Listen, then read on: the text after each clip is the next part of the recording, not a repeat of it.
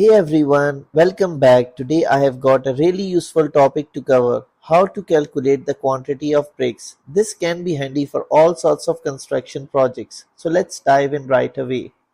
So before we get started, let's understand the basics. The standard size of a brick is 9 inches in length, 4.5 inches in breadth and 3 inches in depth. Now that we know the standard size of a brick, let's proceed to discuss brick quantities. In MKS system, you will find 500 bricks in 1 cubic meter, whereas in FPS system, there are 13.5 bricks in 1 cubic feet. Alright, now that we know the basic information, let's move on to our calculations. First, we need to measure the volume. For example, let's say we have a 9-inch thick wall, which is 100 feet long and 11 feet high. To find the volume, multiply the length into width into height together. So in our example, it's 100 into 0.75 into 11, which gives you 825 cubic feet.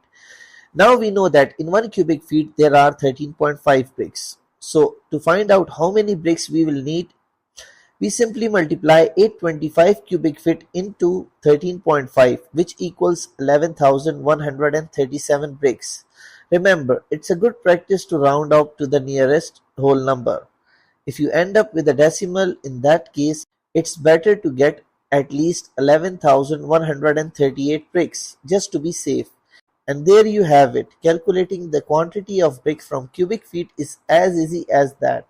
Measure your space, find the volume, use the conversion factor, and don't forget to round up. Before we wrap up, if you are curious about how we arrived at a factor of 13.5 bricks per cubic feet, I have got a dedicated video just for that. In my next tutorial, I'll walk you through the process, so stay tuned and keep learning. Thanks for watching and I'll see you in the next one.